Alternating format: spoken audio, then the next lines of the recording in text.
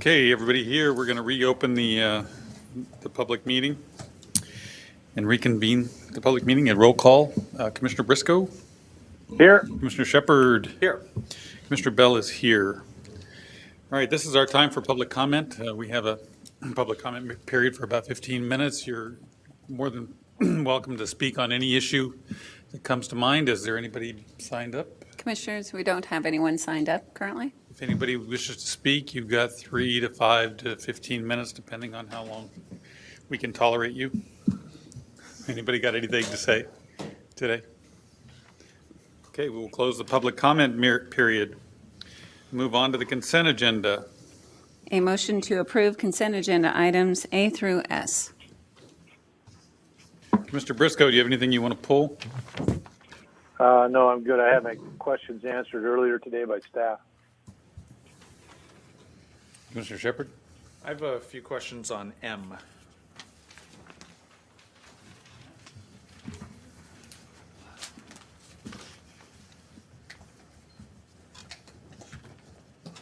Greg McHenry's prepared to answer your questions if they're just a couple.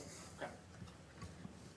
Could you tell me a little bit more about the site, how it's being used right now, and what the impacts are going to be for a site that is in proximity to a marine trades area, and this is not a marine trades use? It's currently a part of our open space assets. There's currently a navigational marker on the site. There are some pine trees that we got a grant from DNR for a few decades ago. There's existing utilities running through the site, and particularly the gas main is located in that section. And this regulator station will help Cascade Natural Gas regulate their pressures in the gas main as the waterfront it continues to develop. Does all the existing utility infrastructure make it hard to develop this site for other purposes? Yes. So it's kind of can't necessarily be used for anything. That's correct. Do we have to take down the pine trees? No, they will not be disturbed, and Cascade Natural Gas is coordinating with our maintenance crews for the sprinkler system that will be in the way of the driveway. Okay. All right. That was my main question. Thank you. I just wanted to congratulate the airport staff on getting those grants. That's real nice work. Those are sizable grants to receive, and that's great to see helping get that equipment. That's going to speed up utilization of the runways in snow and those LED lights. And also just note we've got a couple cost overruns in this consent agenda, and in my limited time here at the port, I just want to say that it does not appear to be a common practice for us to have those type of cost overruns. I think we are an agency that really strives hard and is generally at or under budget for many things, and so these unseen for circumstances that with two challenging sites to do work on, but it's definitely not the norm. No, we agree, Commissioner, and we're sorry for the overruns. We're in a very, very competitive bid environment, and just talk to anyone doing any work, you'll find that out, especially anything involving any electrical contractors or any specialty things like that. The prices are coming in much higher. We'll have to be very conscientious of that as we go into our 2019 budget season, that things may cost more than they used to. Do you know if the city is experiencing similar challenges with all the utilities they're putting in? I believe the city is. Adam might be able to comment a little more specifically about that, but I know the county with some of their projects has run into similar problems, and some of our tenants have done the same. Hi, good afternoon, Commissioners. Adam Fulton, Director of Facilities. Yeah, the market is so hot right now. It makes estimating very difficult, and particularly in electrical, but it's more than that. It's very, very widespread. On your original comment, historically, we use around 3%. We've averaged around 3% contingency. We asked for 10. Historically, we've averaged around 3. You happen to be catching us in a season where in the last couple of years, and probably a couple of years ahead of us, we're doing a lot of environmental work. and on a GP site, on a pulp and paper mill that's been in development for 70 years, and where they'd fill every nook and cranny with a pipe or a chase or a utilidor or something else. And now we're digging through that. So between impacted soils and a historic site, it is challenging, and we're very, very cautious about overruns. Believe me, I drive a Yaris. I mean, I'm tight. Do you know if the city's been experiencing similar challenges with their trenching at the Waterfront District? Yeah, for sure they have. Just hitting the same stuff that Raz is hitting. Same stuff. Yeah. Same stuff. Yeah. Okay. All right. I think you're the only guy I know that drives the Yaris. I was wondering maybe if we'd get some WD-40 out for Adam so he didn't squeak quite so much. Yeah, I will say I dug into those overruns as well and realized that everything was absolutely normal. And when you start digging in, especially in a place that's been there for as long as it has, it's to be expected. And then the rot was, who would have known? Yeah. So, yeah, I agree. And then my only comment is the belt feeder. I just wanted to make sure that that it was understood that that is a huge opportunity to be sitting out there. We don't really get the work until we buy the unit, so I'm just pleased to see that on the consent agenda. So I was looking for Chris Clark. There he is. Oh, he may be a little slow to come to the mic. Oh no, I'm good, Chris. You don't. I'm just saying I'm glad to see it come to our inventory. It opens up some doors for us that we may not have it now, but we'll need it down the road, I would hope. So with that being said, any other comments? Diane, would you mind? A motion to approve consent agenda items A through S. Commissioner Briscoe? Aye. Commissioner Shepard? Aye. Commissioner Bell is an aye. All right, presentations. Brian, Waterfront District update.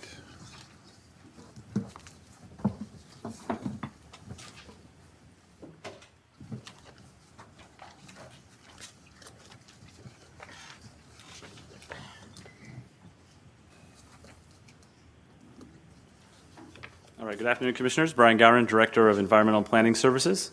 It's been a while since we've had our kind of general overview Waterfront District update. We obviously have a lot of activities going on in the Waterfront District now, all the construction projects, and we've been focusing our updates primarily on project-specific opportunities, like when a bid award happens or like the ASB updates, very project-specific updates. And previously, over the past, previous year, these generalized updates were focused primarily on the preparation for the Subarea plan application. So we had a lot of different elements there, looking at different alternatives of how Port City and Harcourt staff were looking at potential layouts, working with public input, digesting feedback that we were getting from the public. So in preparation for that Subarea plan application, we were doing these more regularly. But then that was submitted in April, at the end of March and early April. And so since that point, the Subarea plan application has been going through review by the city process. And so that's starting to break loose. So they'll be kind of restarting these updates as we go forward. So just thought this would be a good opportunity to let you know what's been going on, kind of where we're at on some key projects and what you anticipate seeing in front of the commission here as we move forward over the next few months. So just as a reminder, these are generally just for information purposes only, no specific commission action requested tonight. General direction or questions that you might have, additional information you want us to come back with for future updates, feel free to let us know and we'll bring those forward. It's intended to preview upcoming action items, and then it's really an opportunity for this early and often information exchange so the staff and commissioner are on the same page as we move forward through, a really complex project with multiple players and entities and stakeholders and such. So with that in mind, this is one of the slides that I put together that just kind of shows our general projects. I'm going to breeze through these fairly quick because the majority of these projects, I have some detailed slides that we'll talk more about as I go through this. With the exception of the first two, the Matka cleanup projects, as you know, over the past few years, we've done a significant amount of construction work, working on the Whatcom Waterway, the pulp and tissue capping, a number of interim actions.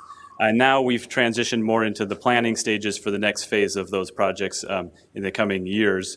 with a focus on, of course, the Whatcom Waterway Phase 2 and ASB, which will be bringing forward to the Commission for a request for direction on that project probably sometime in the next September, one of the September meetings. So that'll be coming forward to the Commission. The Central Waterfront site, which is the marine trades area, that's the 55 acres that's sandwiched between the INJ Waterway and the Whatcom Waterway. We're working with the Department of Ecology now on a cleanup action plan. That's the decision document that Ecology will make that says, okay, here's the cleanup that you guys will start then designing. So we're working with Ecology on that. The Cornwall Avenue landfill is going into detailed engineering and permitting. That's as close as we've ever gotten to construction on that site, but it's a complicated site with in-water work, habitat impacts, and then, of course, coordination with the adjacent R.G. Haley cleanup site, which is managed by the city. So we're moving forward on that, but it's still going to be take a little time. And then the chlor-alkali remedial action unit, which is the southern portion of the GP site where the mercury contamination is at.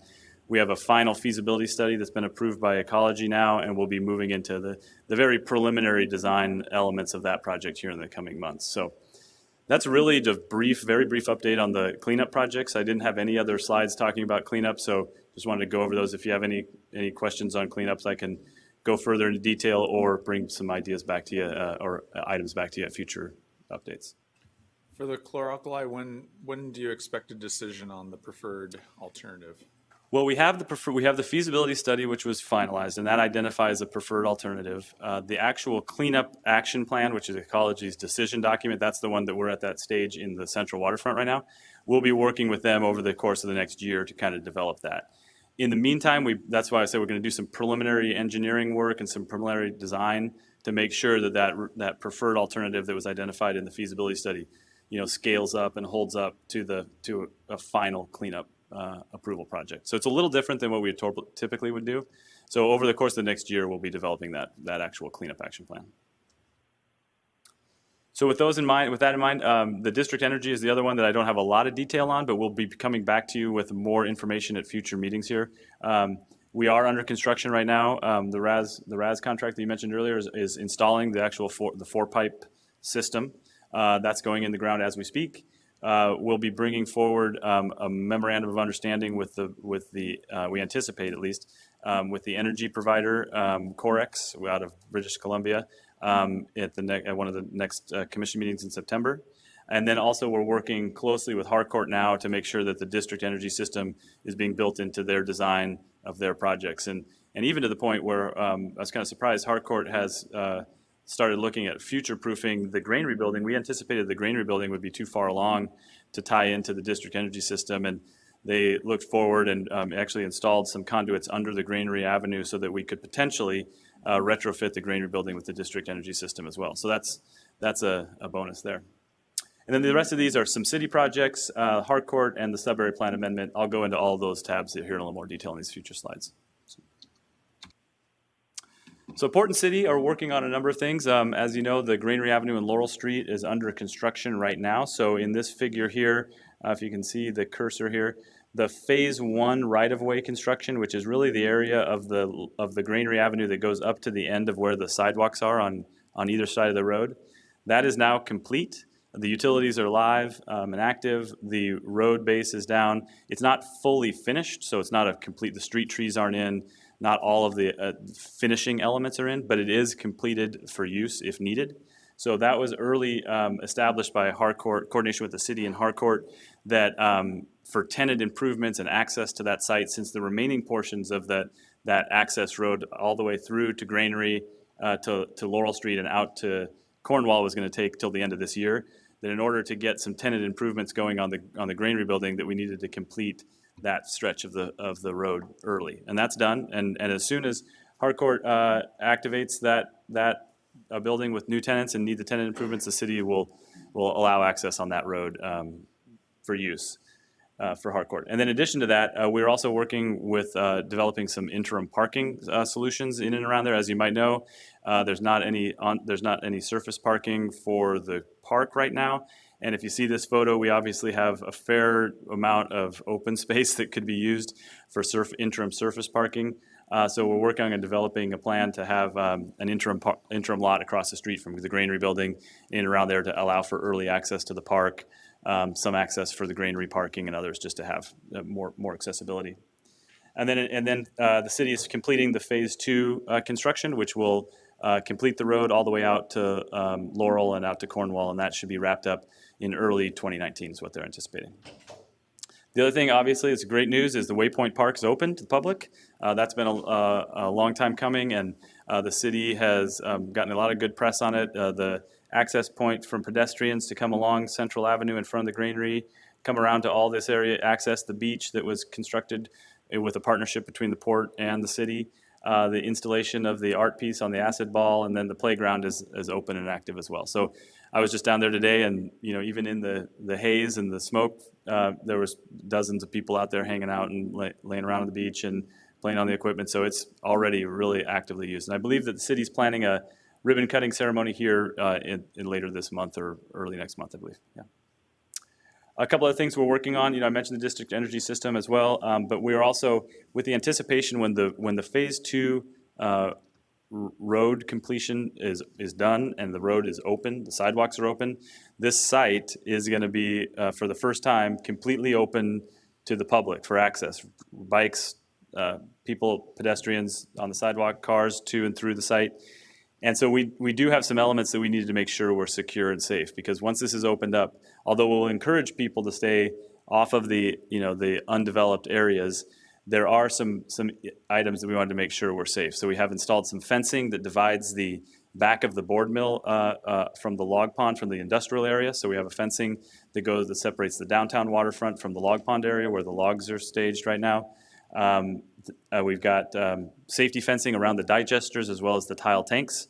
I know that people are going to want to try to get on those, get close to them, tag them, whatever, so we're trying to keep people out of there. There are some tiles that are actually shedding off of that tile tank, and they don't look that big, but when you get up close, these tiles are massive. They're a couple inches thick. They could do some damage, so we really want to make sure that people are staying away from there as the development occurs, that we can start to button that up. So that's in the works as well. Brian? Yep. Could you remind me which side of the street the separated bike path is going to be on? Yep, you bet. And it's actually, it kind of changes. So coming down, if you can see my cursor here, coming down Roeder Avenue or Chestnut, there's actually this part that's under construction right here. It's kind of a darker gray. That's called a bike queue pocket. So that's actually for bikers that are coming down the bridge that can get out of traffic and queue up to turn onto the lane and let any cars that are behind them, pass them, and then when it's clear, they can get onto the bike lane or the cycle track, the separated cycle track, and that's on the north or the water side of Granary Avenue, and then it goes all the way down, and then it actually, when it crosses over onto Laurel, it'll be on the near side of Laurel, because anticipation that the board mill building was going to be a hotel, and that would be one of the drop-off areas. That was designed to have the cycle track on the opposite side of the street from that, so you weren't interfering with people dropping off and trying to get luggage in and out from their car, and then having cycle traffic right in front of that. So it switches the side of the street and goes on the landward side of Laurel. So cycle traffic will have to cross the Laurel Street at that point. It will. Yeah, when you get to the end of Granary, you're going to have to cross Laurel and continue the cycle track on that side. And coming from the west side of Roeder, is all of the cycle lane on Roeder going to be on that north side, or will there be two? I think there's a bike lane on this side, and then it's a shared lane here, which is why then they had this queue pocket. So that will be for the north, I guess, bound on here is where you have the queue pocket. Okay. And so the primary bike access will be there on Laurel Granary Street and not through the Waypoint Park. Right, correct, yeah. For commuter bicyclists, you could still pedestrian bike, just casual bikers could, but if you're wanting to try to get from point A to point B as quick as possible, it's going to be on the road and then onto the cycle track. Okay. And before you go, Yeah. Maybe this isn't the time for this either. Do you know what the occupancy is of the granary? Do they have leases signed with anybody? I don't know, but I've got a slide on kind of some of the Harcourt elements, but I don't know. I do know that they're in negotiations right now with a number of tenants, and I'll kind of talk about what I've heard on the granary building. As well as construction behind the building Yeah. when that begins. Okay. Exactly. Actually, I'll wait. that's a perfect segue actually to the next slide. You're welcome. Yes, thank you.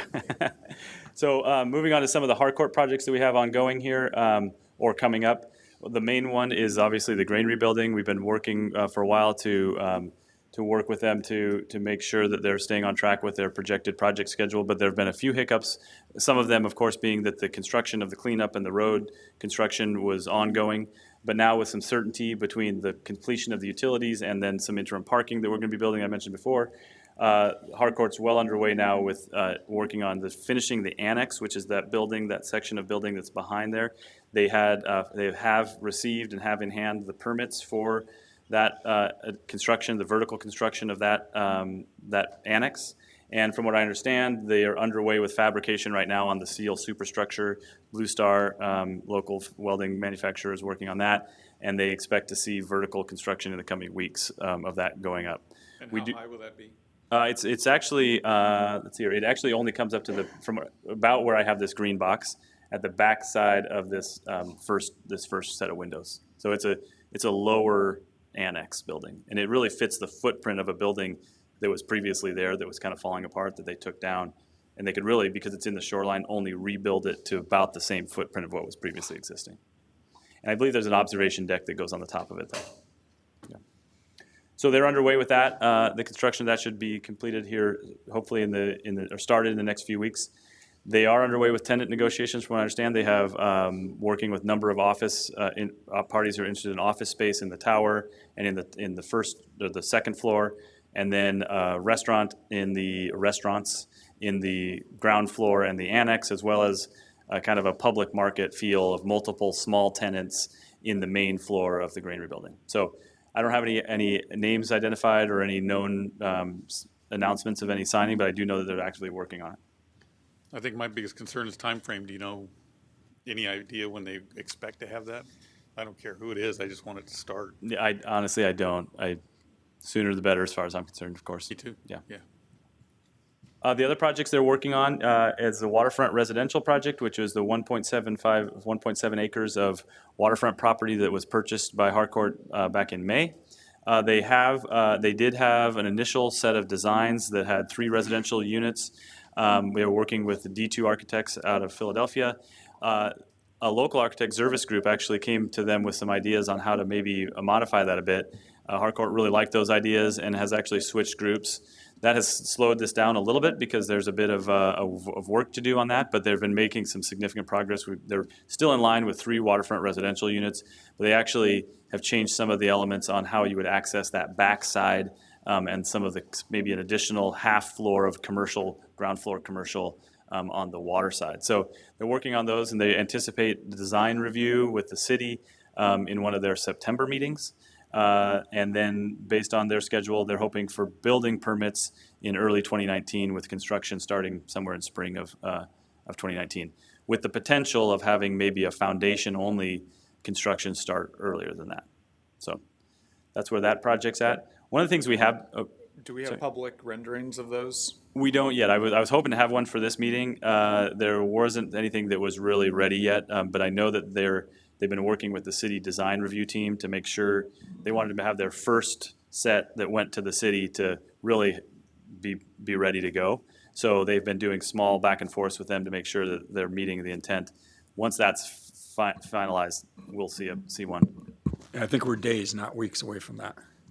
Yeah, correct. And what a great turn of events to go from a Philadelphia firm to Zervis. I mean, Yeah. that It's speaks volumes. And I really, D2 were great guys, architects. I really liked working with them, and hopefully they'll continue to be involved in the project. But having an on-the-ground local presence that knows the city staff, with a legacy. yeah, right, exactly. Definitely. So I think it's a really good change. So we were comfortable with that shift, even though it impacted the schedule a little bit. I think it's a great development. Yeah. Good. And Zervis has a history of working with the port as Yeah. well. They worked on our airport. Right. So they've Right. got lots of municipal experience in our community. That's right. Yeah, I love it. Okay. One of the things that we've been talking to them about on this project and others, as well as though some of the sustainability considerations, really trying to reinforce the expectations of the community that we will that we have standards that we're really hoping they would go above and beyond. And they're obviously committed to connecting up to the district energy. They've already got that built into the design of the waterfront residential units. They plan on having solar on the buildings at the minimum for operation of their in-house lighting for the garage, the parking garage.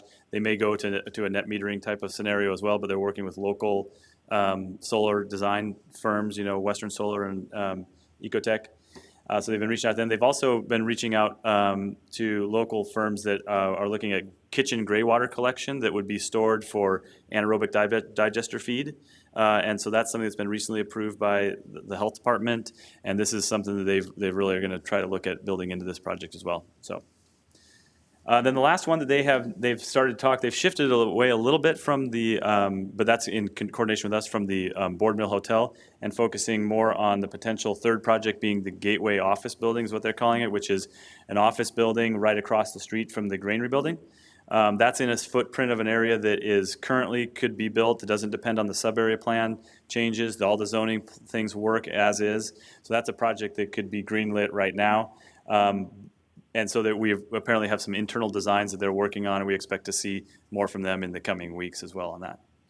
They still do have interest in the Board Mill Hotel, and we're supportive of that as staff, but we're waiting to see these other projects come online to know that we're confident before we make a change on the master development agreement.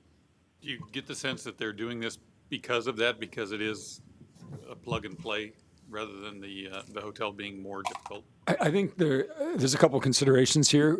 The Board Mill building is not currently in their MDA. We need to negotiate that to put it in, so that's a bit of a hurdle to get over. The market demand for the office has really picked up in the last couple of years, so I think they're watching those market conditions and determining this is a good time to build it. And the proximity to the Granary Building is another driver for that. If you have a retail presence in the Granary Building, would benefit from an office. What's the footprint of that office building in comparison to the 1.75 acres for the residential? This is it's to be determined. I just put a green box on here to show kind of the footprint of where it would go. We'd wait for them to have a proposal of what they think they would need for square footage and footprint. So I don't know off the top of my head. And what's the elevation of that? What's the maximum elevation? Height limit? I think it's 100. I think that spot's 100 feet. Okay. So that leads into some of the other work that we've been working on is the sub-area plan amendment, as I mentioned earlier. That was a big focus for a year or so as we geared up and prepared to change some of the layout of the downtown waterfront areas. And we worked with the commission and the public, and commission direction was to go with this, what we called the waypoint layout. And we prepared a sub-area plan application, amendment application, and submitted that in April. The process there, which I have in the next slide that goes into a little more detail on that, was initial review by the Planning Commission. Planning Commission recommended docketing, which was the step that allows the city to start working on it. Then the City Council approved docketing, and that was just completed last month. So what that essentially does is says, okay, the merits based on the application, City Council recommends that staff and allocates time and resources for staff to start working on the evaluation of the application. It wasn't approval or anything based on the merits of the changes, proposed changes. It was really simply a process step to say, yes, staff, now you can start working on the application or on the review of the actual proposed changes. So with that done, now we're gearing up to start working with the city staff and the Planning Commission. So in the next few months, we will start working in a lot more detail on the proposed changes and working with the city staff and the Planning Commission as they go through their process on evaluating those. And just as a reminder, this was intended back from when we first started this. It was intended as a focused amendment to be a layout change focused on the downtown waterfront exclusively. This was designed not really to revisit all of the policy documents and the zoning and the use authorizations that were really hard negotiations for years before getting to the 2013 sub-area plan. We don't see anything that's really broken in the sub-area plan that's currently approved. The layout was really the issue that didn't work with some of the proposed visions, as well as ways to potentially improve access to and through the site. So those are the two main elements. So as a reminder that as we move forward, I'm sure there's going to be some questions on use designations. Should we do more regulatorily? And we'll take those up as we come through the Planning Commission and come back to the Commission with some thoughts and recommendations on that. Is there parking under the office building? You know? We would anticipate there would be parking under the office building, yeah. As well as we anticipate there'll be parking structures that'll be constructed for public parking or purchased parking as well. So this is the sub-area plan amendment process that I had mentioned, and although it's a small, I just wanted to highlight kind of where we're at in that process. This was something that was developed by Commissioner Shepherd. You requested this early when we submitted the application. It is available on our website. Not that I anticipate anybody's going to write down that long list of that link there, but it is available in our Waterfront tab on our Port of Bellingham website. It essentially lines out the sub-area application process here, which already occurred, Planning Commission recommendation and docketing, which I just had talked about. So this gold star kind of shows where we're at now. We'll be working with the city staff and the Planning Commission. There'll be a number of different public hearings, public input opportunities between the Planning Commission, Port Commission, and the City Council ultimately. And as we move forward, we anticipate sometime around the summer of a year from now or so, maybe a little bit faster than that, hopefully, that we would actually get to the point of considering adoption of the changes. So we've got a lot of process here in front of us before these changes are contemplated for approval. And then just a few last slide here, just with a few kind of other things that we'll probably be bringing forward for more information. Just so you know, there's a number of other things. This was very focused on the downtown waterfront. We obviously have ongoing marketing and new customers at the Bellingham Shipping Terminal. We've had, you know, the logs, rocks, grain, and more coming. So I think that's even though we kind of sometimes focus just on the downtown waterfront, the Bellingham Shipping Terminal is doing great right now.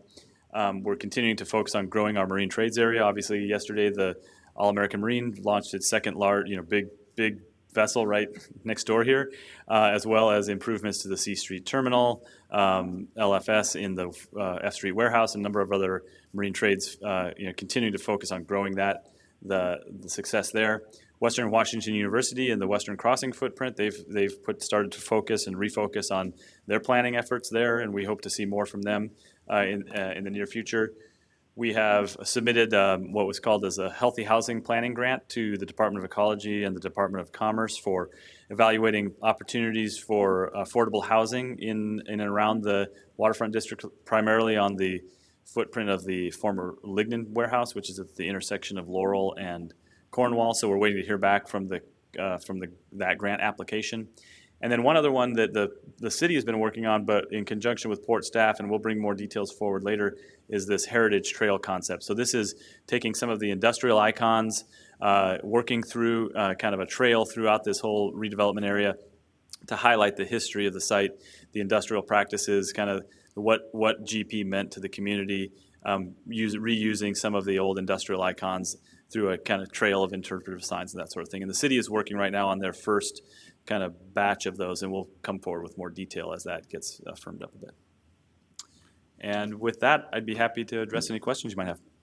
Brian, back on that healthy housing grant, did we determine if that was money that actually exists in someone in Commerce's budget, or are they going out for a budget building process? The way that I understand it, I don't know that it exists right now. I think that there's part of their budget building process. There might be for these initial, it was broken up into a couple categories. There was the actual integrated planning grants, which are the smaller dollars. That's what we were actually applying for.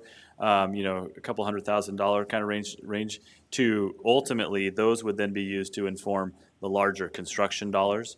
And I believe that there probably are some integrated planning grant capacity in the existing budget, but they are using, the way I understand it, they're using it more to prime the legislative ask for a larger budget ask in the coming biennium. So I haven't heard back anything yet, but I think that really is probably a good opportunity that a possibility we would get this smaller integrated planning grant, kind of regardless if there was a larger ask in the legislature next year. So I'm just an optimist. Okay, well, I think it would be a nice opportunity if it looks like it's going to be something that's part of a budget planning process that's going to be stretched out further, that we would put it on our agenda for when we're meeting with our delegation at Olympia, connect with our lobbying team to make sure this is on their radar of something. Because we put in some significant staff time to develop this proposal. It's got $250,000 is definitely real money for us to be trying to land here. Yep. And it'd be nice to get some clarity if they have the money to award these and the timeline that we could expect that to happen. And if it seems like it's going to be a longer process, it would be nice for us to connect with our lobbying team to see the best way to make that connect the dots. Will do. Yep, we'll look into that and report back. All right. Thank you, commissioners. I have a question. Yep. So I'd like to back up a little bit to the uses in the area. I'm a little unclear on this. What we submitted has nothing to do with changing the uses in that area, correct? What we submitted was redrawing some lines. Nothing to do with changing the uses within the boundary of Harcourt's property, correct? That's No, correct. that's correct. You're talking about the sub-area plan amendment, and we are not proposing changes of any uses. We're proposing is strictly a street realignment and view corridor realignment. And No parks. density increases, same amount of parks, same amount of streets, Yep. same density, same heights, just view corridor switches and street directional changes. Okay, well, I'm just kind of curious how the uses came up in the discussion there. That's not something we have to entertain. No. What they do in there. Yeah, that's correct, Commissioner. I think the point was just that as we go through that process, that we wouldn't be surprised that during the planning commission process and the city council evaluation process, those questions might come up, whether it's from the planning commission or from members of the public. By opening up and submitting this application, I just anticipate those questions could come up, and we will be prepared to respond accordingly. But yeah, the intent is there's no use changes, no policy changes. It's really just layout. Okay, I don't want to see this thing get bogged down with a bunch of arguing about what we do in there. That's already been decided over the last, 13, 14 years. So. Yep. Okay, very good. That answers my question. Thank you, Brian. Good presentation. All right. Thank you, Commissioners.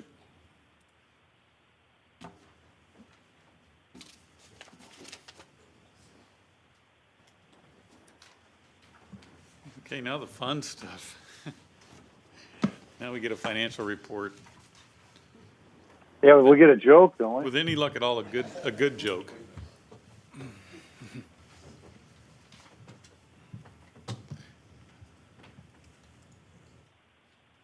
Well, the last joke went over like a lead balloon, so I don't really have one. Still getting over the Doesn't mean you give awkwardness. Okay, Tamara Sobjak, Director of Finance. So this is the second quarter financial performance and quarterly updates. And I can just tell you that everything looks great, no surprises, nothing alarming. So if you want to just move on to the action items, that'd be fine with me. It works for me.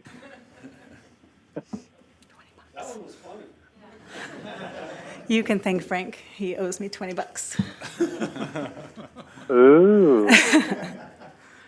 All right, as you know, I like to start out with the balance sheet. But it's like getting money out of a lawyer. Love it. Seriously. It's the best. Excuse me, I have the floor. Go ahead, Frank. You know when you know it's cold out? Lawyer has his hands in his own pockets. I liked mine better. Me too. All right, so, thank you. All right, let's get started. So you can veto that joke then. All right, looking at the balance sheet.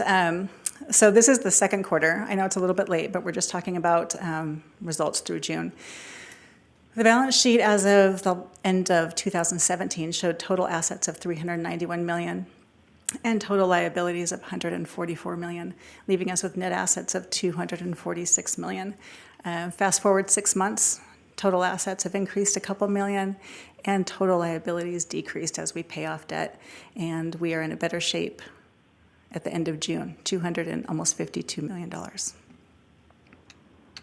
Could you repeat that number again? Nearly $252 million. Okay, thank you. There was just a noise on my end or something. I didn't hear you. Thank you. Thanks. All right, so what makes up our cash assets? We have about we have $15.5 million invested in these federal securities, and the average yield on those are 1.25%.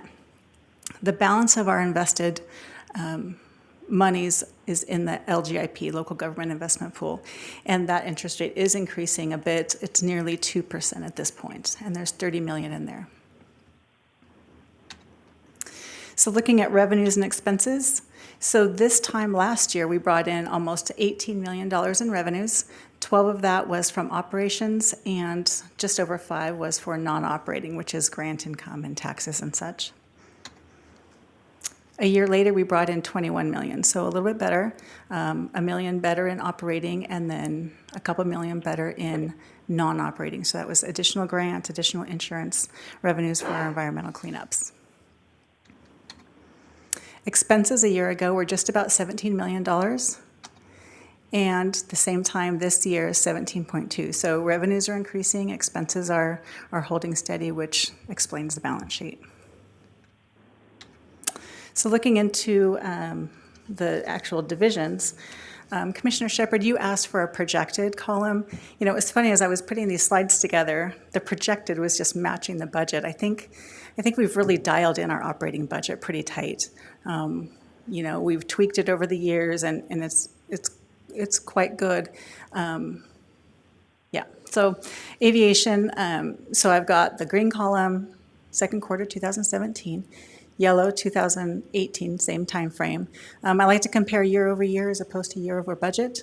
It just gives a better indication of what we're doing. So revenues were better at the airport than they were a year ago, and pretty much on track for being on budget.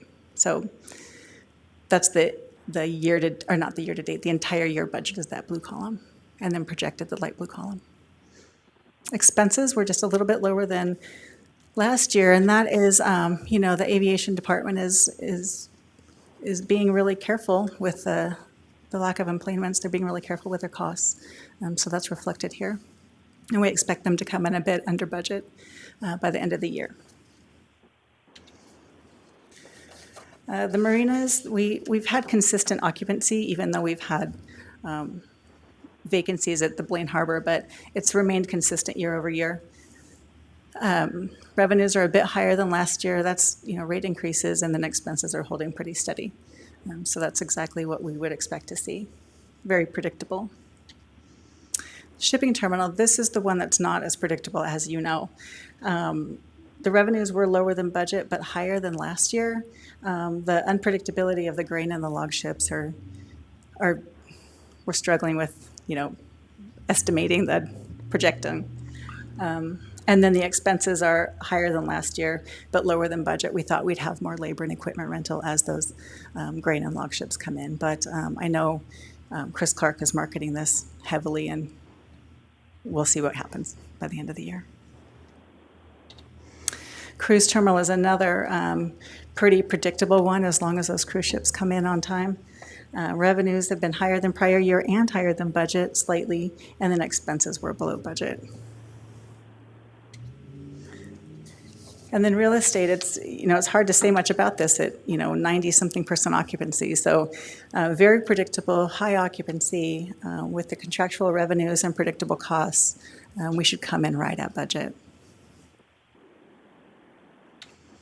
Our overhead costs, again, it's nearly a fixed cost operation.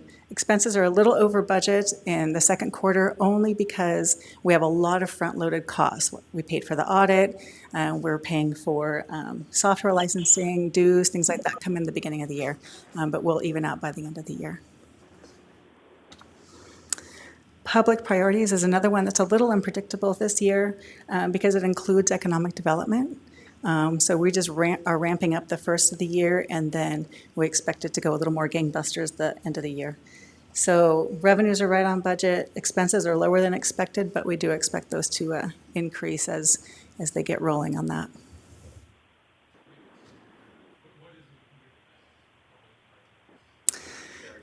Yeah, so it's the Waterfront District, it's the environmental program, economic development, It's commission costs, open space, meeting and Zoom events, corporate events, and records. Commissioner, are you with Yep, us? I'm here. Yeah. Okay, very good. So a lot of small ones, but a couple of bigger ones, like the Waterfront and economic development. So that's it for operating. We did spend a fair amount of money so far this year, or the first half of the year, on capital projects, $6.5 million. The biggest ones were the shipyard pier, over $2 million. We purchased equipment for over $1 million at the shipping terminal. We did some stormwater improvements to the tune of about $500,000 at the shipping terminal. We spent money at the waterfronts on utilities and the F Street warehouse. And the Squalicum boathouse float and fender pile, and then just miscellaneous other projects that get us up to $6.5 million. So other quarterly reports, safety report for the second quarter, there was one recordable injury. That leaves a recordable incident rate of 1.07. I can tell you that there was another one, maybe two additional recordables in July and August, and I'll report on those the next time. Stormwater program, the airport and the shipping terminal are both in compliance, including training and record keeping. The airport sample results were within permit limits, same with the shipping terminal. But recall we did have an exceedance at the shipping terminal before, and those required responses will be in place by the end of this month. Risk management, no new incidences through second quarter 2018. We have only one open claim for the port. This is that shoreline damage. This slide just keeps coming up until we can get that fixed and close that claim. We have a few open claims against the port. They're all slip and falls. Our insurance company has been put on notice for all of those. And then public disclosure. We had 40 requests in the second quarter and 40 in the first quarter, so 80 total. Staff time took about 88 hours to fill those requests and costs about $10,000, mainly in legal fees. Two of those requests were for the same person and constituted 46 hours of staff time. So there are a couple of very large requesters. Can you tell us what that request was for? Yes. Let me think about this. I know the answer. That was, I believe it was the closing the parks for events. Those were the two major requests. I'm sorry, what was your question? How many requesters? Of the 40 received, how many different individuals?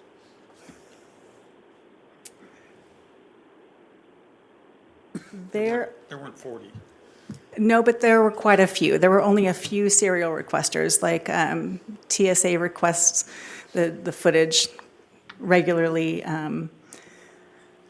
There were just a handful of multiple requesters, but there were quite a few of different ones, requests for employment data and things like that. When you say TSA request footage, is that footage at the airport? Yes, it is. How does that number of 40 compare to last year? Do you know that? Oh, I don't have that in front of me, but I believe we had more last year. I know we're also working on something on our website that will allow us to put documents up there so folks can just go and get what they need. So this number will decrease. So we're just working on getting that up and running. So hopefully it'll be easier for the public as well. I'd just like to remind the public at this point in time, if those that are listening or view in the future, that it's your dollars, it's your tax money that pays for these.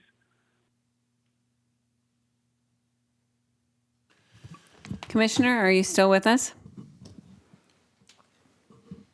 We've lost him. I think he said your tax dollars go to pay for these requests. That's what I heard. Yes. Okay, well, that's actually the end of my presentation, if there's no extra comments or questions. Hi, can you hear us now? Yeah, the cruise ships are in town. There's so many people talking on the phone lines. Okay, good. Thank you. We didn't quite catch the end of your comment there, Commissioner. So I just was wishing people would refrain from requests that they could be answered by just simply contacting a staff member and asking a question, rather than taking up the folks' time and spending their money. It's the taxpayers' dollars that's being spent. So. Thank you, Commissioner. And we do always want to be open and transparent with our business. And some of the stuff we're doing, I think, are going to make it much easier for some of the automated, requests, more like the TSA stuff, where they can just grab it without consuming staff time. So a little bit of money spent up front to automate these things, but it'll save us in the long term as we spend less time and people are just able to have better access to our records.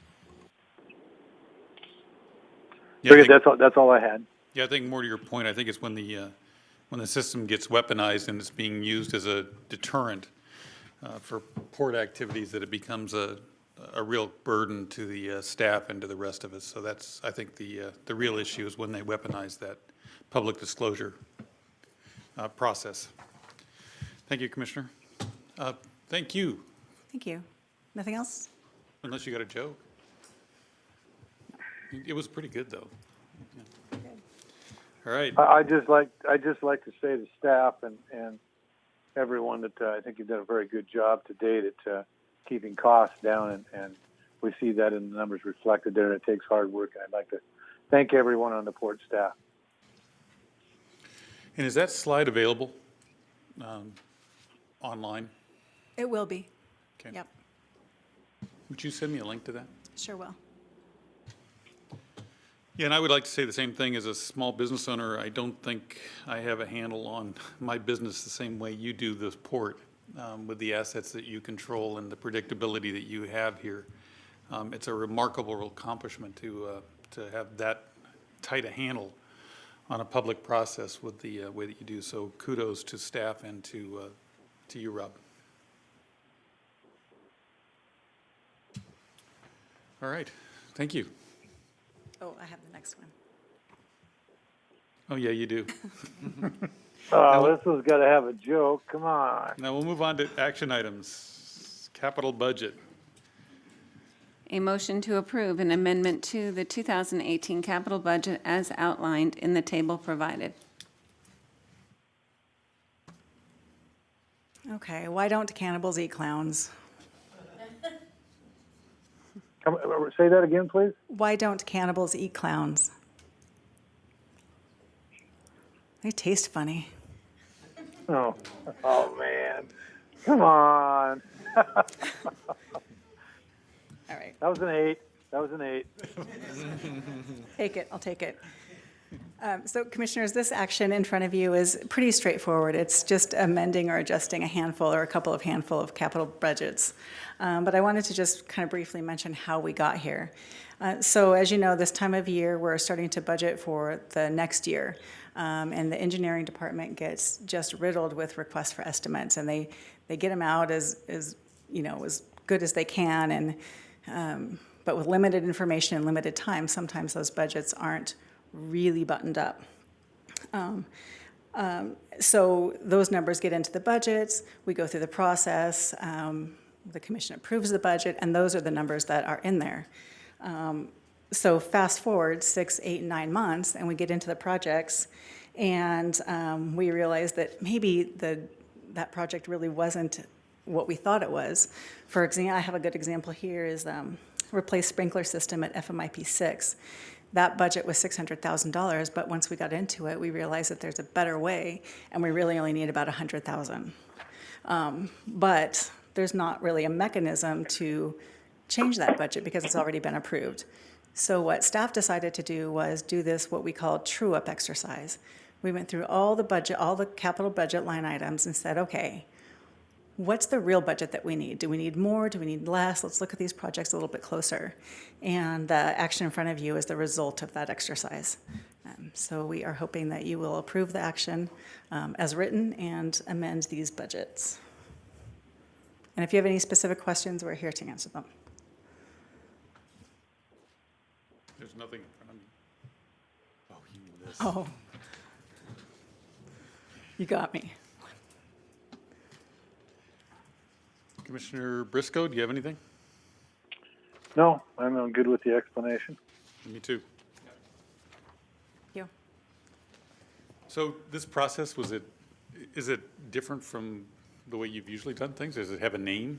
Well, We've never done this before. new and approved. I mean, yeah, we just struggle with, keeping our capital spend up to date. And when you try to marry that up with the cash flow each year, it's a real problem.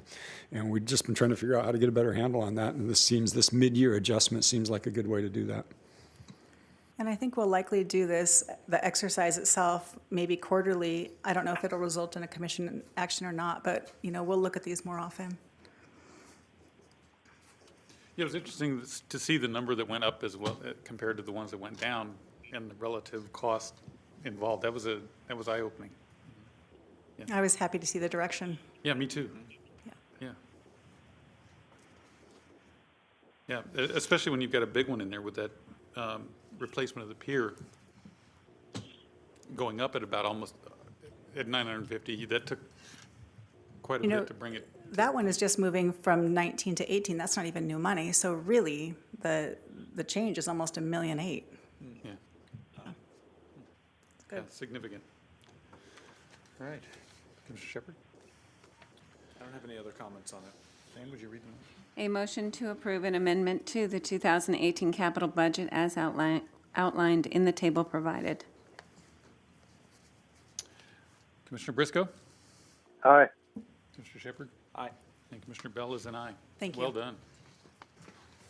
Thank you. And I think we've got time for one more action item before we take a break for public comments. So let's move to the broadband. Commissioners, this one is mine.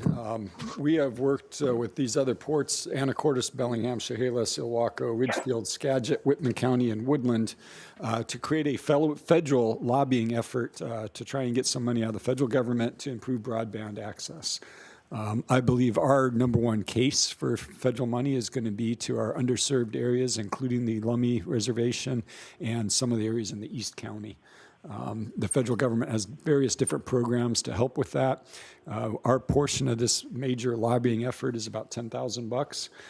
We budget about $20,000 a year in federal lobbying. I anticipate this will be all that we spend in that effort this year, but I think it's a good effort. I think it'll result in some monies coming back our way to build out the broadband eventually. It may not come back this year, but in 2019, 2020, I think we'll see the results of that effort. This is the federal effort. At the same time, we're doing a state effort that you're well aware of and have participated in. They're totally separate efforts, but they're both going at the same time. I think we're the last port to approve this. I think the rest of them have done theirs, and they've funded it, and we're the holdout. That's it. So this is mostly for the underserved areas, not a mainline north-south expansion. No. That's not the federal lobbying effort. The federal, I believe the most success, we can make it whatever we want. It hasn't been set in stone yet, so we can lobby the federal government for anything we want, but I think our best chances of success are going to be the underserved areas. It's going to be the glaciers, the Maple Fall, the Kendalls, and then the Lummi Reservation that lack the good access now. And the biggest push we're going to make on that is schools. The schools just don't have sufficient access. And you hear horror stories about people putting, fifth graders onto a bus and taking them to another school so they can take a state mandated test because they don't have broadband access in their school. And we got to solve that problem. And I think the feds are available to help with that. Are we not able to move forward utilizing EDI or other sources on? We are. Yep. We're looking at a whole bunch of things. We're taking this approach from multiple angles. The economic development team has been working on some different initiatives. They've been looking at some CURB money available from the state. We do believe the EDI fund is another one that we can look at. The Public Utility District with Steve Jilk's group is also looking at different ways of funding this. Again, the Port of Skagit and I have met probably several times over the last month strategizing on this issue. They've got very similar problems to ours on the broadband. So yeah, we're taking a multifaceted approach to this, and I think it'll bear some fruit. My only major concern is that, I think we all see the opportunity and need for those extensions, and I would love to see us be able to move forward on some of them before we wait potentially 3 years for a lobbying effort to influence and change grant funding application language and then start a grant application process and then to get a grant application. That's numerous years in the pipe. Yeah, I would agree with you, Commissioner. And we're not going to stop working on one area to wait for this one. If it lines up and we can make it happen, great. I think there are monies available for this. Hopefully, we don't have to wait 3 years. But there's some other things we can do in the shorter term that we're currently looking. I think the EDI plays a big part of that for the short term stuff. So. Yeah, lots to be done on this. We've briefed you on this in the past. There's two different approaches to the broadband. One is to get out to the underserved areas, and the other is to get better mainline access into Whatcom County itself. Both of those should result in more affordable broadband to the underserved communities. One of the problems we have is if we build a bunch of laterals out to the underserved areas, now we're going to have too much traffic for the main lines that go between Vancouver and Seattle, which is already over capacity. So we're trying to work on that one as well, and that's more of a state line initiative. We've met with the Department of Transportation about right-of-ways. We've met with Canadian companies about right-of-ways. All those are ongoing efforts that are starting to look pretty good. But yeah, no, please rest assured that we're not stopping or waiting on any one individual source of funding. We're just approaching multiple sources to see which will bear the most.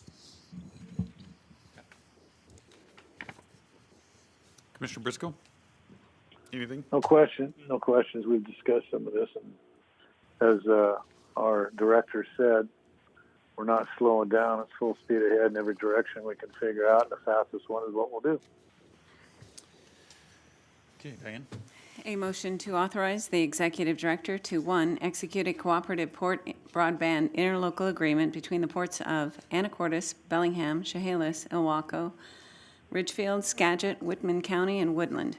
And 2, approve payment of invoice for the Port of Bellingham's contribution to support a collaboration effort regarding broadband pursuits in the state of Washington. Commissioner Briscoe? Aye. Commissioner Shepherd?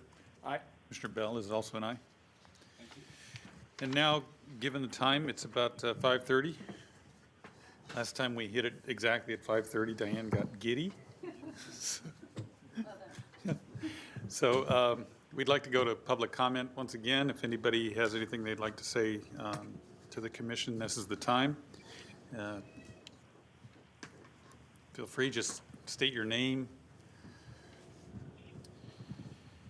Good afternoon. My name is Eddie Uri with Resources for Sustainable Communities, Bellingham-based nonprofit. You guys tired of hearing from me yet?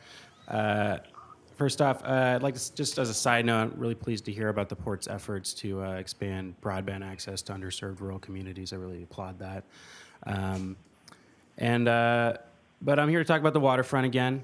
And I walked in late, but I did catch the update presentation on my way down, thanks to your YouTube channel live stream. And I am happy to see we're really looking at a great improvement in goals for sustainability. I think the district utility system. Well, I'm glad to see that some things are being put into place, some standards are being set, and what we're hearing from Harcourt. But I think when it comes down to it, the actual what's required of them through the Master Development Agreement and what's required through development regulations are not up to where they could be, in line with what goals and objectives are set out within the language in the sub-area plan. So when the City of Bellingham Planning Commission is going to be going through this review process, looking not only at the sub-area plan, but at the associated documents, I think these questions are going to come up being like, well, we did go through a large collaborative process to arrive at, the designations and the things that we'd like to see and what we'd like to promote in the area, and there's a lot of good content in there. The question is are we up to par with where we could be when it came to actually implementing the plan? I think there was the clear-cut case that I've brought as an example before when we're looking at development regulations for green building standards that are pretty subpar for 2018 standards.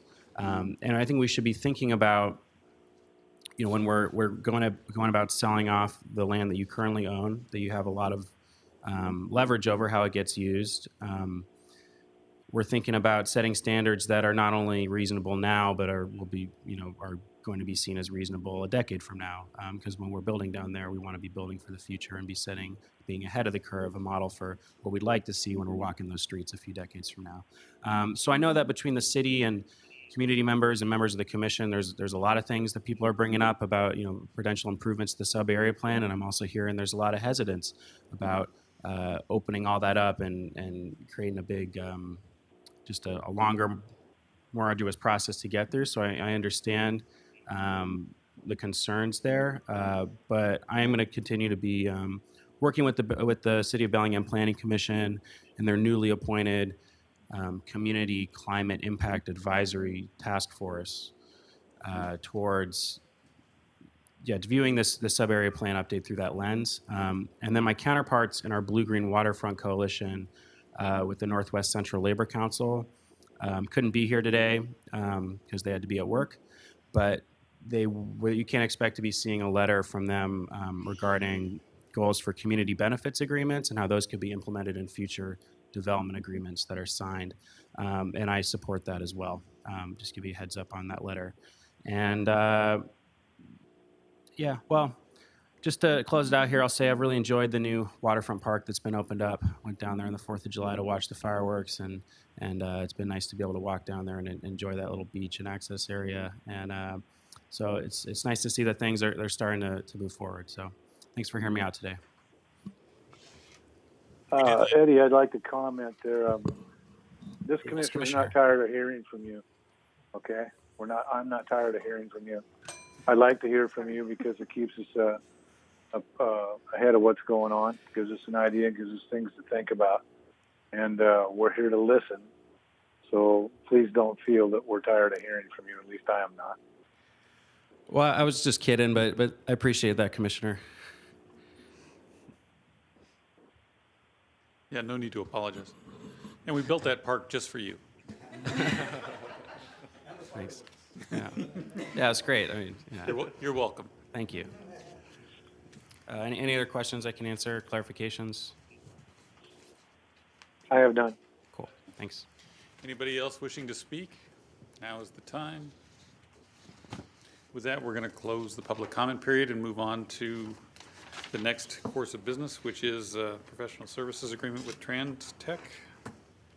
A motion to authorize the executive director to execute a professional services agreement with TransTech Engineering LLC to provide engineering consulting services for the Waterfront District Conduit Bank Extension Project in the amount of $49,999.49 plus a 20% contingency for a total contract amount of $60,000. Mr. King, would you indulge us? We have a commissioner that needs a break. Quick Can we break. just take about 5 minutes and Absolutely. come back and revisit this? Thanks. Mr. Briscoe?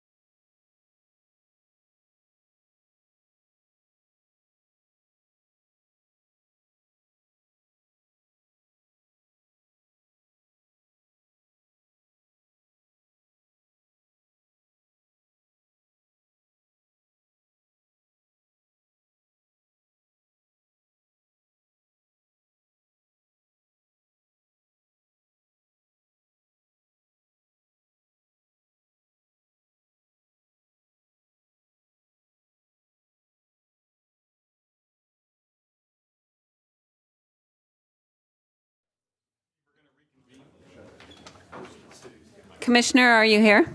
We're going to reconvene Probably call in. Tuesday, August 14th, Port Commission meeting. Commissioner Briscoe? Commissioner Briscoe? We aren't going anywhere yet. Would you like me to read it again? While we're waiting, I'd like to request that our attorney use jokes that are newer than 1970 vintage jokes. They might go over better.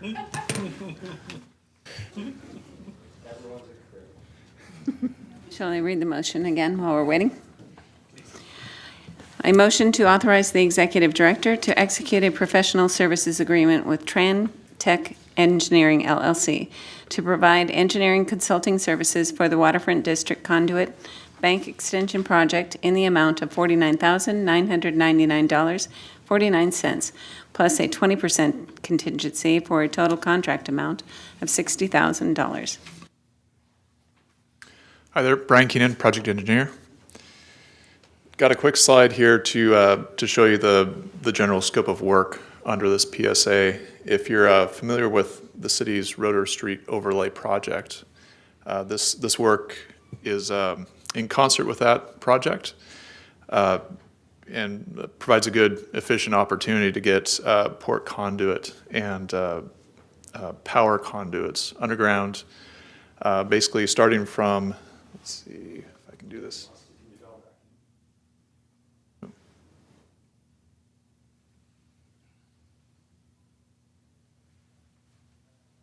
You can see my cursor here with the Granary Avenue and Laurel Street projects work underway. Underground conduits basically stopped here. Excuse me. Yep. Commissioner, can you hear us? Yep, I can hear you fine now. Very good. Thank you. Go ahead. Okay, just quick recap here for the Granary Avenue and Laurel Street projects. The underground conduits, the franchise utilities terminated right here at the corner of the Granary building. This phase of work would continue extending those conduits, and in this case, port fiber conduit in green from the Granary building across the Roeder Avenue Bridge over the Whatcom Waterway, and continuing down Roeder Avenue to Bellwether Way, and that would really activate conduits that are along Bellwether now. The red lines are power conduits, similarly going across the bridge, going underground on Roeder, going down C Street to tie into a few power utility vaults installed, I believe 2 years ago, and then continuing on to the the substation here, Old Town Substation. Now that power conduit is critical to the future development down at the Waterfront District. That's kind of this phase of work in a nutshell. If you have any questions, I'd be happy to answer them. I have none. Commissioner Briscoe? I have none. Mr. Shepard? None. Okay, thank you. Thank you. Diane? A motion to authorize the executive director to execute a professional services agreement with Tran Tech Engineering LLC to provide engineering consulting services for the Waterfront District Conduit Bank Extension Project in the amount of $49,999.49, plus a 20% contingency for a total contract amount of $60,000. That took longer to read than it will to build.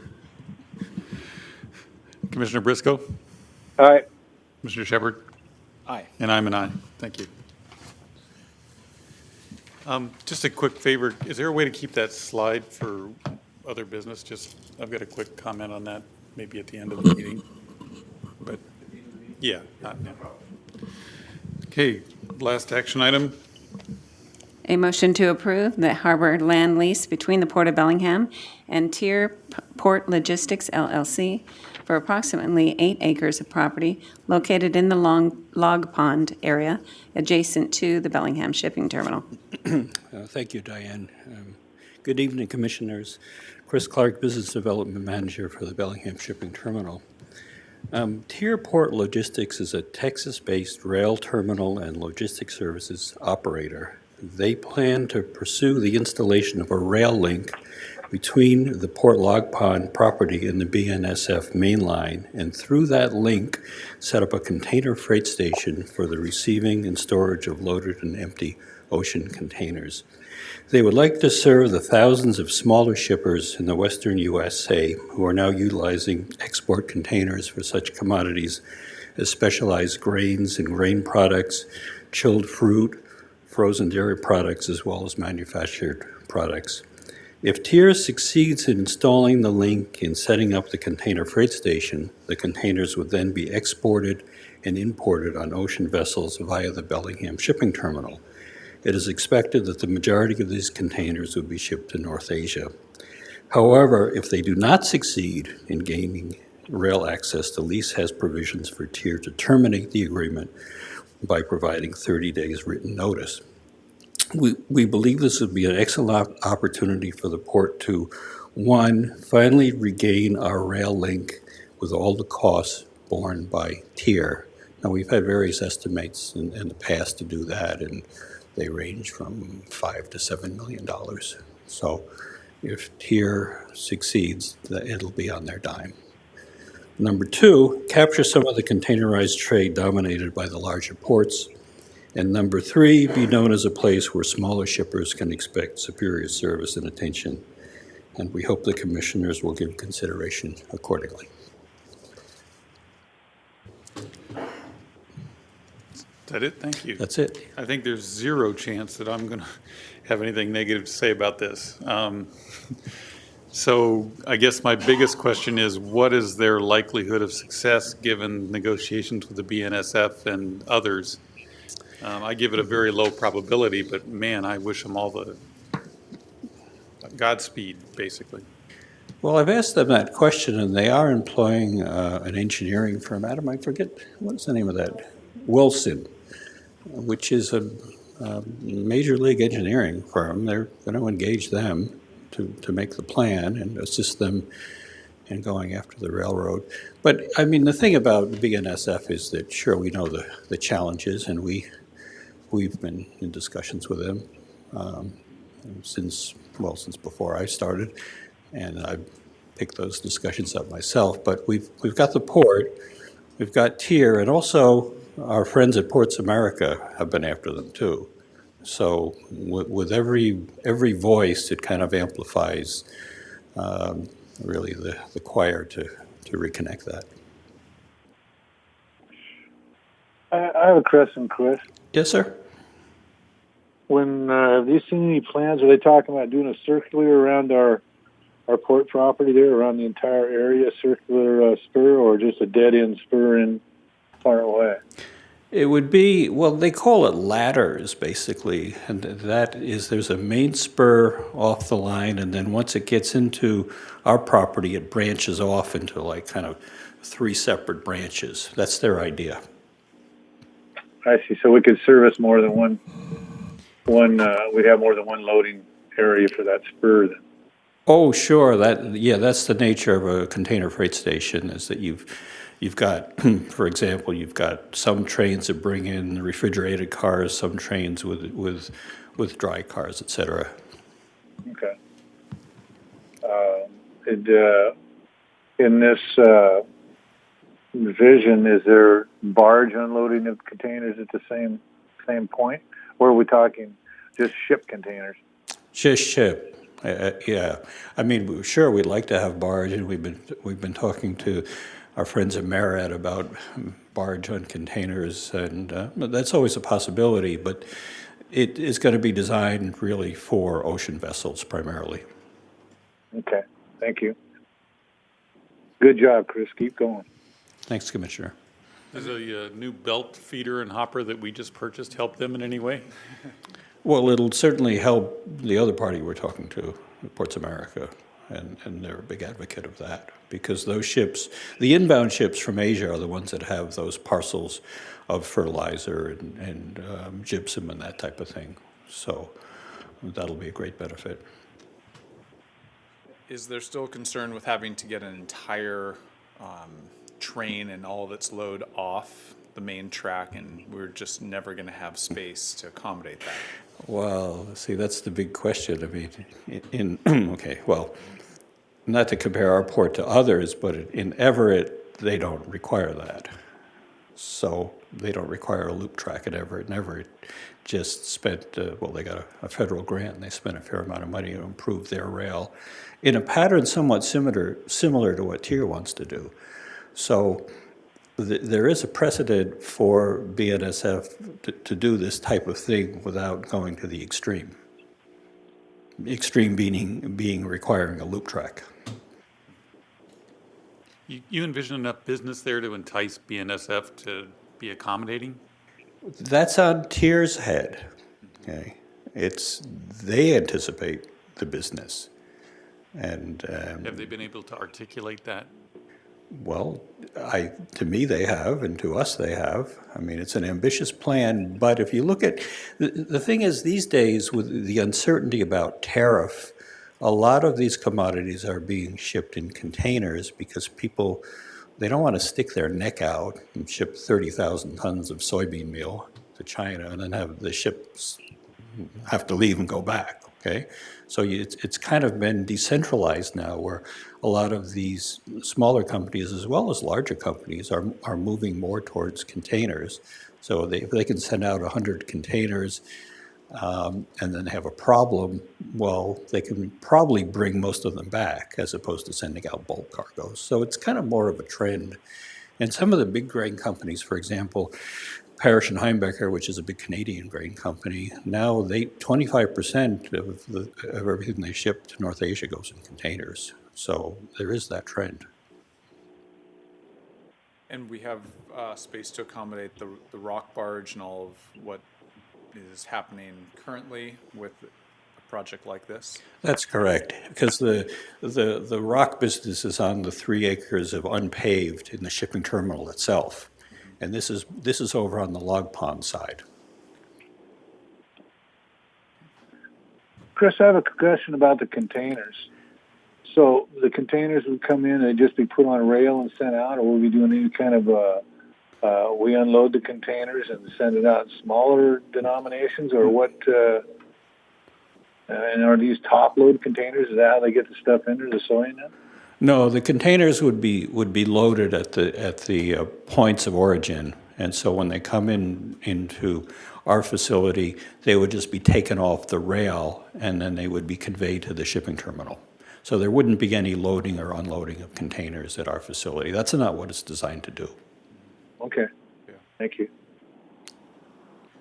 And with rail cargo, there's always lots of questions about what type of cargo, but in my research and from what you've expressed, this company really specializes in consumer goods and retail products.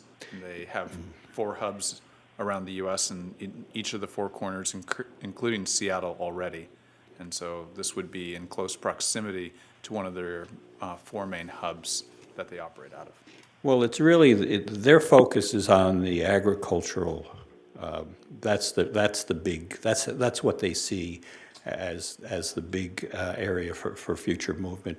And you know that, I mean, for ages, specialty grains as well as fruit, for example, it's a massive trade, the export of apples, and that goes now 100% in containers. Okay, so they're onto something, and we wish them the best. Commissioner Briscoe? Anything else? No further questions. Commissioner Shepard? That's it. Let us know. We can help. Okay, thank you, Commissioners. We're there for that. Thank you. So with that, we'll vote. Commissioner Briscoe? Aye. Commissioner Shepard? Aye. Commissioner Bell is an aye. Thanks. Thank you, Chris. And now, before we move on to other business, unless Adam's got something he's going to say. I want to announce the committee meetings.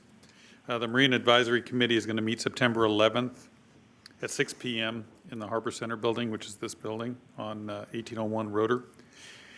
The Technical Airport Advisory Committee is meeting on this Thursday, August 16th at 9:30 a.m. in the ARF Conference Room on Bakerview Road. And the Bellingham International Airport Advisory Committee, the BIAC, is meeting this Thursday as well, August 16th at 5 p.m. in the ARF Conference Room. Now, Commissioners, it's time for other business. Commissioner Briscoe? Yeah, I was kind of thinking through our Waterfront District presentation, and then seeing what's going on at Colony Wharf with the barging and time. Question for Adam, if he's still there. I don't have my X-ray glasses on, but have we done on the GP Pier, the GP Wharf, whichever you prefer to call it, have we had an analysis done of what kind of shape things are in, what it takes to fix it up, and what kind of uses we could have for it? And I see more and more use by Colony Wharf and groups across the street for tying barges and large vessels up and so on and so forth, which brings in a fair amount of revenue. But that structure is not going to take that kind of usage very much longer. We're going to have to do some things to it. So I'm thinking, unless we have a report already, maybe we need to think about having somebody look at the face of that pier and see if we need to do some things so it stands up to the usage and what's being used for through the winters and so on and so forth. Mm-hmm. Yeah, thank you, Commissioner Adam Fulton, Director of Facilities. Yes, a two-part question I heard there, if I am not mistaken. The first part was, have we taken a look at this pier to see what condition it's in? And yes, we've done a condition survey. That pier was built in about 8 different segments, 8 different construction methods, and 8 different statuses of condition, frankly. Some strong, some not so strong. And yes, the fendering system has been addressed. I'm afraid I don't have that information off the top of my head. But yeah, we've looked at that, and we understand the asset we have there. The second part of your question was, have we thought about the future? And yes, we not only do we have money in out years of budget, but for this year, 2018, we have kind of a focus group that is trying to take a look and understand the uses that are competing to be part of that pier, such as a visitor float and public access, these sort of things, and then try to come up with a plan. So we know what's there, and we are trying to plan for what should happen there. Okay, very good, Adam. I'm just curious if that kind of got knocked into the distance and it's off the radar. We're still thinking about it, and I'd like to reiterate to my fellow commissioners now, I spoke to previous commissioners, that my belief is we need to keep the entire pier, and we need to fix it back up, and maybe we can get some grant help to do that. The city can help a little bit, but it's very obvious from the business we're seeing that our new piers at Colony Wharf and the vessels that are coming in, that we're going to need every place we've got for larger things to tie up. It's a public attraction, and I think we need to fix it up, and we need to fix it up soon. So just so everybody kind of knows where I'm at with that, I'd like to keep that in the forefront and keep trudging along and fix up what we can fix up, we can afford it, and keep it working. And that's all I have for other business. Thank you. Commissioner Shepard? Yeah, my only piece is getting back to our Subarea plan and the next processes with that. From what I understand is that upcoming public process around that's all going to be held primarily at the city level. Nothing precludes the public from bringing up any concerns that they have on any aspect of the plan. And I do hear loud and clear from staff and others that there's a fair amount of PTSD from the last process of what it took to get through that. And I think we want to be surgical and in how we're opening that up and what parts we're looking at. That said, I think it's also appropriate to be working on a appropriate government-to-government relationship with our partners at the City Council. And so the City Council members have expressed some interest in visiting various aspects of that plan to make sure it aligns with current policy and standards. And as the primary regulator and the primary maker of policy, I just want us to be supporting them in doing the review that they see fit, and for us to work with them to make sure that the scoping and process is as attainable and reasonable as possible. So I'm just open to working with those counterparts as they have interest in, and seeing our staff continue the positive collaborative relationship that we have. Good. Thank you. Just as long as we don't get sidetracked. Well, those of us that like to chase squirrels for a living, sidetracked is one thing to you. It's a to explain my statement, I guess, is I don't want to get bogged down on a bunch of maybe great visionary things and everything that's slowed up. And this, we've done very well in the last year at moving things ahead, and I don't want to see things stagnate because people start arguing over little things. I'd like to, everybody's got to give and take. We're never going to reach the perfect thing, although we'd like to. It's very unrealistic to think that's going to happen. It's a moving target, but I would hate to see everything get bogged down. It's a good point, Commissioner. We don't want to let perfect in the way of good enough. We're going to hear a lot of stuff coming out over the next 6 to 9 months, tons and tons of ideas. Some of them are going to be very good and have some merit to them, and we're going to need to figure out how to implement those. I want to caution us. My biggest concern here is that we make this site uncompetitive with the rest of the city. And what I mean by that is we can't put a bunch of rules on a small geographical area within Bellingham that don't apply to other businesses or other developments around Bellingham. It'll slow down the development of this site, and I don't think anybody wants that. An office building in this new development shouldn't have any kind of penalties or any rules that don't apply to an office building anywhere else in Bellingham. And as long as we keep that competitive environment, I think we'll be okay. Agreed. I'm going to jump on board and say I agree with that, because even as for our own port properties, we may not, if we put them on this project, they're going to make the developer responsible for those, and it's going to make that developer unsuccessful. So I'm very cautious of that as we go forward. So I'm on your page, Commissioner Briscoe. Thank you. And I think the counterbalance of that discussion is, while we don't want to make the work down there unattainable for developers or for anybody who's doing work, the nature of the public investment in this site is unique.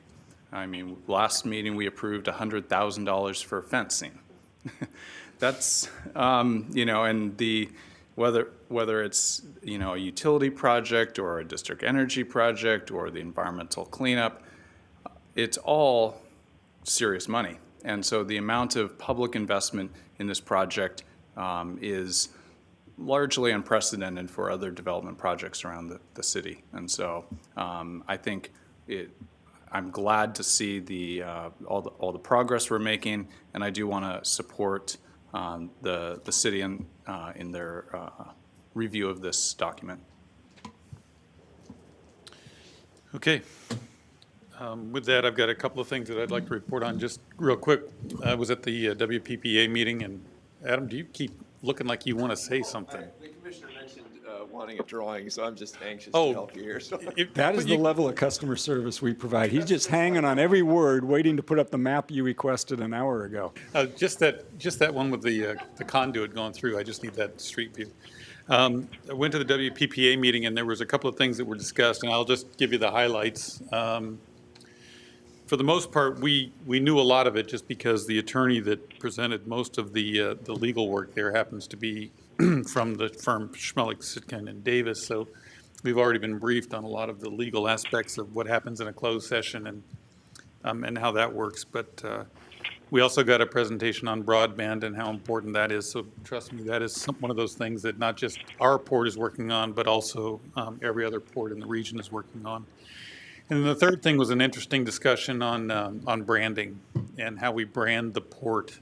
And Mr. Goldberg, this might interest you. Some of the very interesting things about the way you brand and what it does for the morale of the port and what it does for your marketing effort. So it's a possibility, maybe time for us to take a look at our branding. Something as simple as a logo can describe a direction that we're going. And I was actually intrigued by the amount of business that was created. And you're smiling like you've already got this on your plate. Well, the logo discussion has come up a few times. It's not the most popular logo. Yeah, well, and what's amazing is that they showed a number of examples of port branding efforts that have changed just the dynamic of that port. And just having a logo that stayed and old, and I think they used Moses Lake that used to have the airplane flying off, and then they turned it into something that was very progressive, very forward-looking. And it not only changed the morale of the port, people were proud to drive around in those vehicles, they were proud to see that logo on their letterhead, but it also changed the direction of economic development because it made the port look a little bit more accessible than that old clunky B-52 bomber that was that was their logo in the past. So the branding effort is maybe something we want to revisit as a commission. But I found the WPPA to be very interesting. We did complain a lot about our executive directors. It's okay, because at the executive director seminar, we complain about our commissioners, so. The last thing is... Oh, and rightly done. And my last thing is, if you look at the map on this waterfront conduit extension, I'm looking at this just basically to talk to you about something that I've taken on with the Lighthouse mission and trying to address some of the homelessness issues. And this is nothing for the port to get involved in other than to let you know where we may fit into that equation at some point.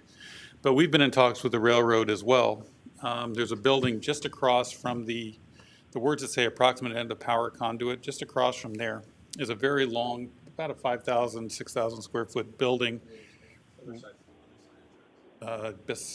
There, that is in the same parking lot with their shelter and their center. And it's one of those, the BNSF has now at least agreed to sit down and talk to us after telling us no a couple of times for use to do something unique with. On that note, what we're trying to do with that is turn it into some kind of a job center, some kind of a training center, so that we're actually putting productivity back in the lives of people who have been on the streets, and turn it into something other than just a low barrier shelter, but maybe turn it into something that actually helps with addiction and helps with putting people back to work. Because just, you're going to get my personal philosophy here, is I think work cures a lot of ills, and I think it changes a lot of lives. So we're looking at that one and the only thing that may be required here is that they may need a place to put all of the materials that are in that warehouse if we're successful in negotiating that with the BNSF. The second one is just to the next of the Agape Center, just to the right of that. There's a couple of buildings in there that are willing to vacate if they can find a place to move their marine trades practices maybe somewhere else, which is also contiguous to the center. So it's just basically keeping all of this in one area. So anyway, I just wanted to give you an update on what we're doing. The only thing that would be required of us as a port is that we may have to move one of those tenants into the support property, which would be, I think, a boon to the port, but it would also help out that low barrier shelter that seems to be clogging up Holly Street. If we can get either of those to move off of the dime, that's kind of what I do in my spare time. Thank you, Commissioner. Who's in there now? Is it just the railroad? The railroad's in the long, skinny building, and it's just basically a supply center. They've got trucks that come in and out of there. It's nothing essential, but their only concern is to have that kind of activity that close to the railroad tracks, which of course is a problem. But they're there now. I mean, when you look at where the shelter is and you look at where the people are, and really the whole goal here is to try to make sure that we can do something with the lives of these people that enhances them, rather than puts them in a low barrier shelter. And yeah, I could go on and on about that, but that's just to put that on your radar screen. If we can do something and keep them off port property, at least for now. So that's my other business. If nobody's got anything else, I think we can adjourn. All in favor? Aye. Aye. Aye. Bye, Bobby. Thanks, Commissioner. Safe travels. Thanks. Have a good day, people. Thanks, Commissioner.